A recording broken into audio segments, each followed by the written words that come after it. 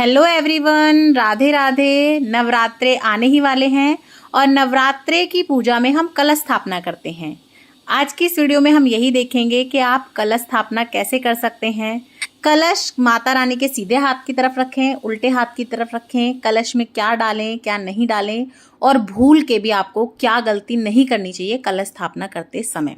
इस वीडियो में मैं आपको डिटेल में सारी चीज़ें बताने वाली हूँ, इसीलिए वीडियो को बिना स्किप करे एंड तक ज़रूर देखिएगा। तो चलिए वीडियो को शुरू कर लेते हैं।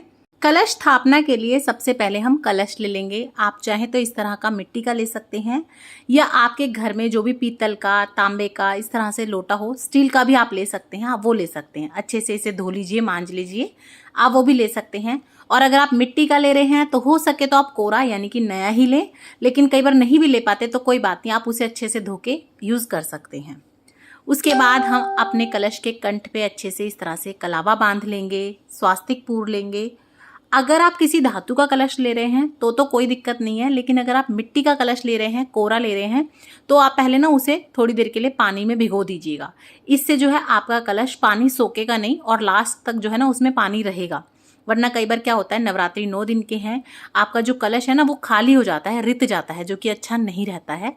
तो आप इस बात का ध्यान रखिएगा कि अगर आप मिट्टी का कलश ले रहे हैं तो आप उसको एक रात पहले या 2-3 घंटे पहले पानी में अच्छे से डुबो दें। उससे जो है वो फिर पानी सोखता नहीं है। अब हम शुद्ध साफ जल से अपने कलश को कंठ तक भर लेंगे। तो इस तरह से हमने साफ जल डाल लिया है। इसके अंदर डालने के लिए हमें चाहिए हल्दी की गांठ, सुपारी, सिक्का, लौंग और इलायची। सिक्का आप चांदी का भी ले सकते हैं या जो नॉर्मल सिक्का होता है अच्छे से उसे धो लीजिए, आप वो भी डाल सकते हैं। साथ ही में आप चावल ले लीजिएगा और चावल आप थोड़े ज़्यादा ही लीजिएगा।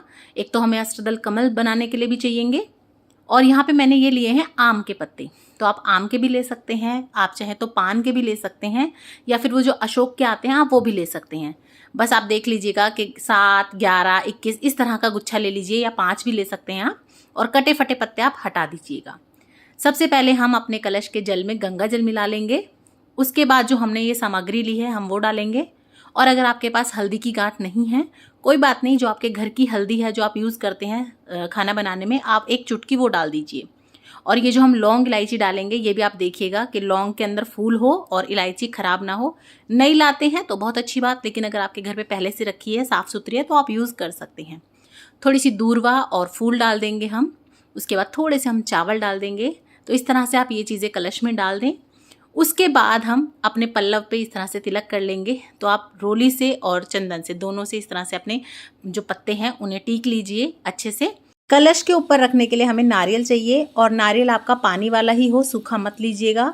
और कई लोग गंजा नारियल ले लेते हैं जिसपे जटा नहीं होती, तो ऐसा नारियल भी नहीं रखते हैं पूजा में। आप ध्यान से ना जिसपे जटा हो वही लीजिएगा।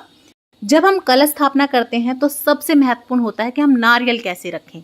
कुछ लोग खड़ा करके रखते हैं, कुछ लोग ऐसे टेढ़ा कर देते हैं, कुछ लोग इस तरह से आड़ा कर देते हैं। तो आप इस तरह से नारियल नहीं रखेंगे, आप नारियल इस तरह रखेंगे कि जो नारियल का मुख है वो पूजा करने वाले की तरफ हो। मुख कहाँ होता है तो देखिए, नारियल में एक तरफ इस तरह से होते हैं, 4-5 कोने निकले होते हैं, और एक तरफ पीछे देखेंगे आप चोटी सी होती है। तो जो 4-5 कोने होते हैं ना वही नारियल का मुख होता है। और कई बार लोग सीधा खड़ा करके नारियल रखते हैं, उससे ना आपके घर में हारी बीमारी आती है, हानि होती है, क्षति होती है। सीधा रखा जा सकता है लेकिन उसमें भी ना आपका मुख ऊपर की तरफ होना चाहिए, और लोग गलती से नीचे की तरफ कर देते हैं। तो इससे अच्छा है आप इस तरह से रख लें। तो आप ये देखिए, मुख आपके पूजा करने वाले की तरफ हो और जो चोटी है वो पीछे दीवार की तरफ या आपकी चौकी के पीछे की साइड हो।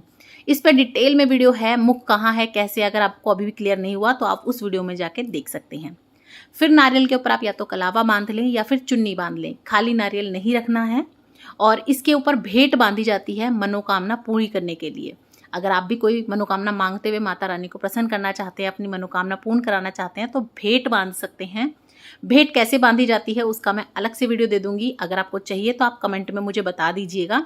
वैसे मैंने पहले डाल रखा है, चैनल पे भी मिल जाएगा, लेकिन अगर आप कहेंगे तो मैं आपको दोबारा से वीडियो प्रोवाइड कर दूंगी, या सभी के लिंक मैं डिस्क्रिप्शन बॉक्स में डाल दूंगी, आप वहां से भी देख सकते हैं। नवरात्रि से रिलेटेड सभी वीडियोज आपको मिल जाएंगी। इस तरह से पान का पत्ता लगा के आप ऊपर से कलावा बांध दें। कलावा बांधते समय गांठ नहीं लगानी, सिर्फ इस तरह से लपेटा जाता है। तो इस तरह से हम अपना नारियल तैयार कर लेंगे। उसके बाद ये नारियल आपको अपने कलश के ऊपर रख देना है। फूल माला से या फूल से आप इस तरह से अपने कलश को सजा दें।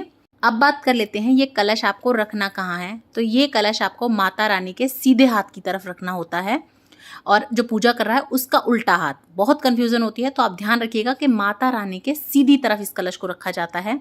और कलश को कभी भी डायरेक्ट इसी तरह से नहीं रखा जाता। इसके नीचे या तो आप थोड़े से चावल की ढेरी रख दें या इस तरह से आप अष्टदल कमल भी बना सकते हैं।